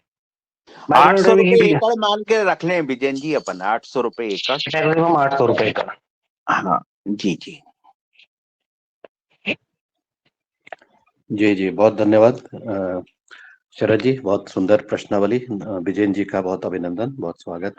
आगे भी इस तरह से जो ये डोसेज हैं, ये तो मुझे लगता है कि रिकमेंडेड डोजेज हैं, कि जो नियत की गई हैं कि इतनी हमें करनी चाहिए। डॉक्टर संतोष चौहान जी का प्रश्न ये था कि जो डोज किसान अपने खेत में डाल रहा है, अगर वो आंकड़े उनको मिलते हैं, क्योंकि किसान हो सकता है कि इसी डोज का उपयोग नहीं कर रहा है, तो अब सवाल ये होता है कि किसान को ये सारी सूचना कौन दे रहा है।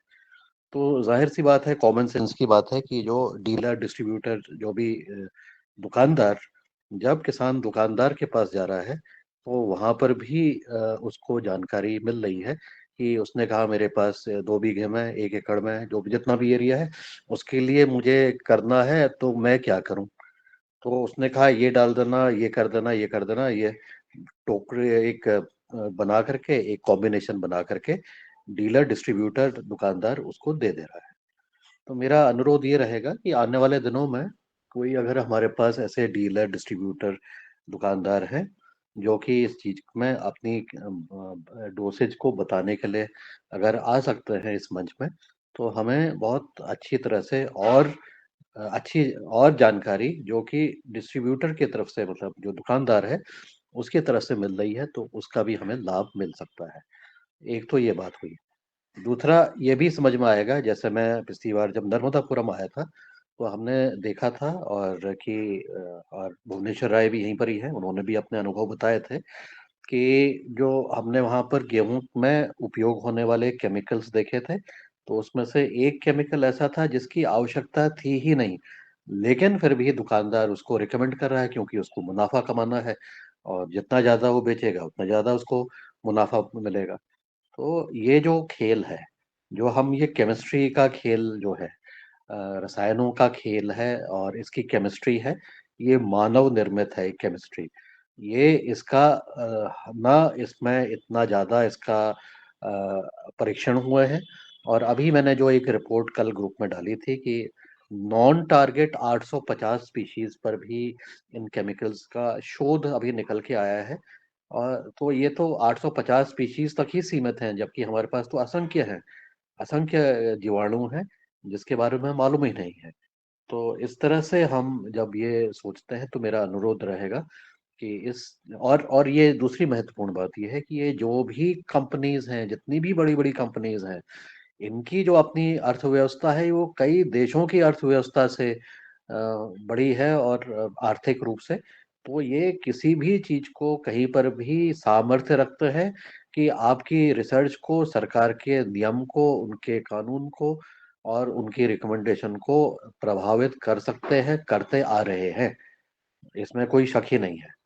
तो ऐसी जब हम इनकी रिकमेंडेशंस जो कि इस पर आधारित हों, उसको बहुत ध्यानपूर्वक समझने की ज़रूरत है और आँख मूंद करके उसको करने की ज़रूरत नहीं है कि लाल से पीला हो गया, हरा हो गया, नीला हो गया। जो भी है तो मानव निर्मित ही, है तो उसमें केमिस्ट्री तो लगी ही है। तो इसका अगर किसी ने दुरुपयोग कर दिया और हमें गलत चीज़ दिखा करके उसको हमारे सामने रख दिया और हम इस झांसे में रहे कि हमारा नियम यहाँ पर ऐसा है, ऐसा सही कर रहे हैं लोग, तो ये ज़रा-सी इसको एक कड़वे घूँट की तरह पीने की ज़रूरत है।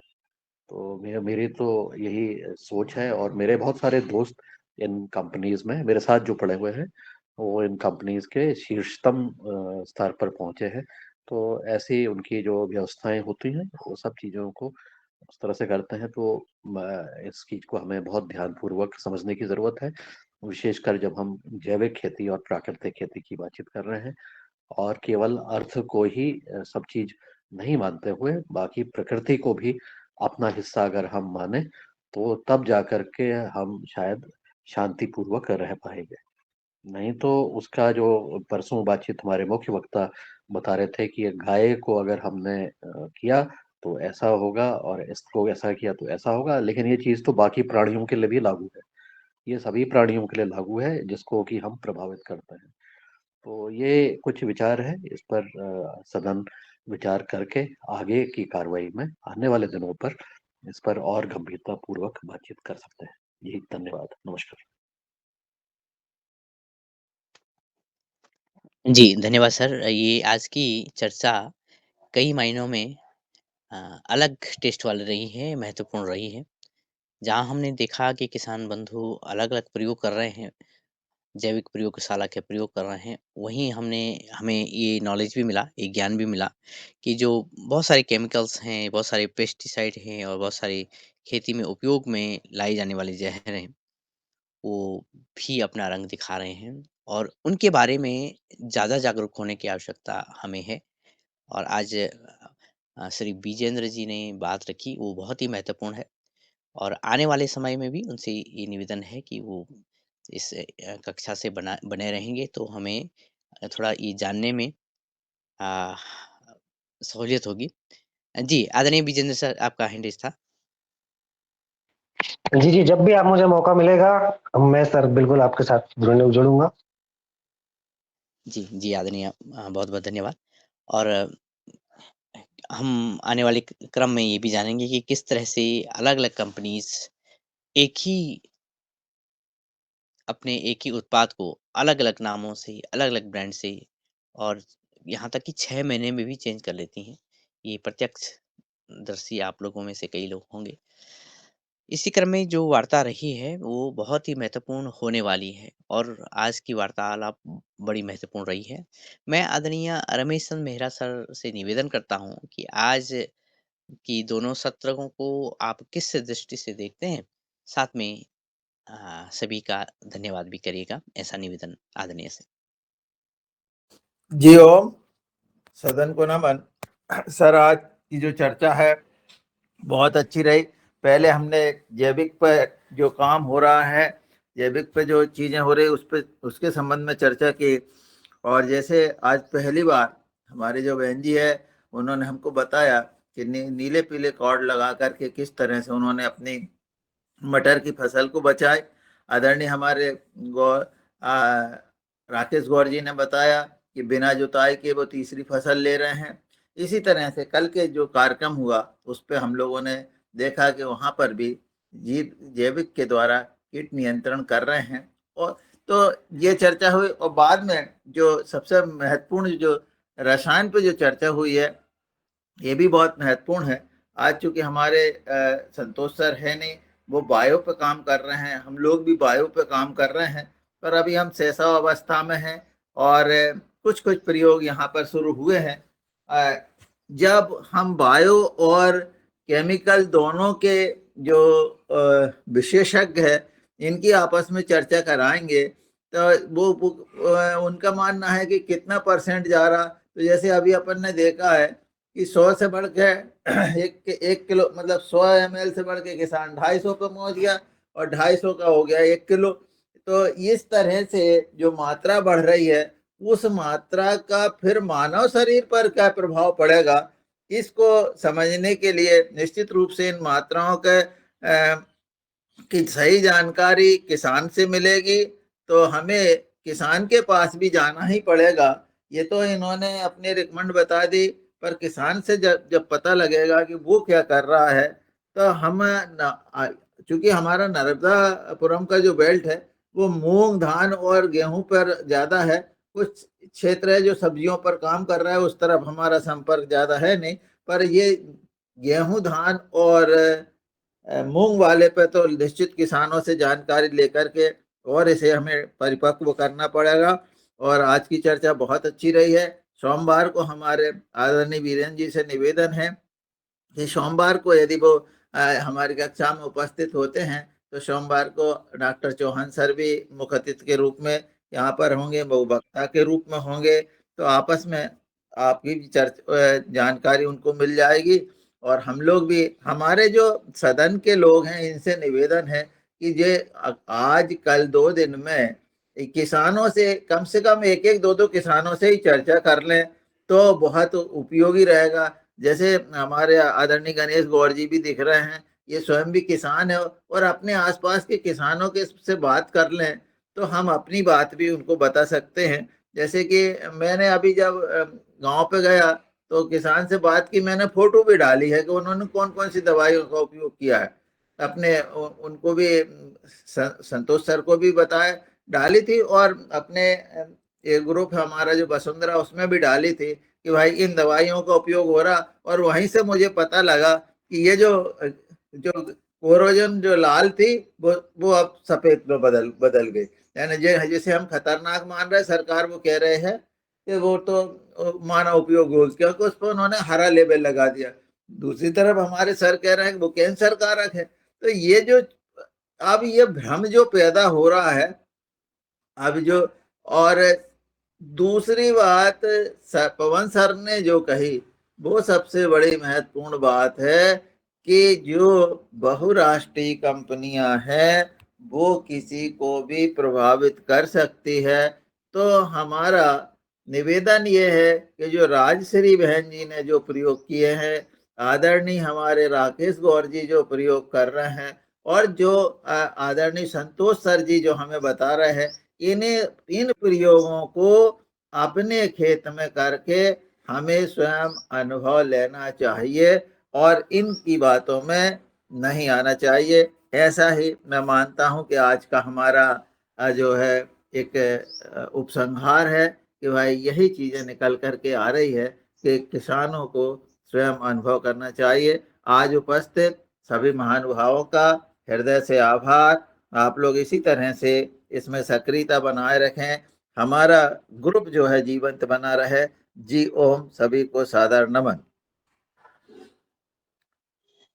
जी आदरणीय, बहुत बहुत धन्यवाद। महत्वपूर्ण समीक्षा आपने रखी है और हम अगले क्रम को छूते हुए आगे बढ़ेंगे। धन्यवाद, प्रणाम। जी बहुत अच्छा, सदन को प्रणाम। और बिजन जी आपका बहुत बहुत आभार जो आपने आज हमारे सदन को इतना टाइम दिया। आप हमेशा जुड़ते रहें। जी ओम। सभी को ओम।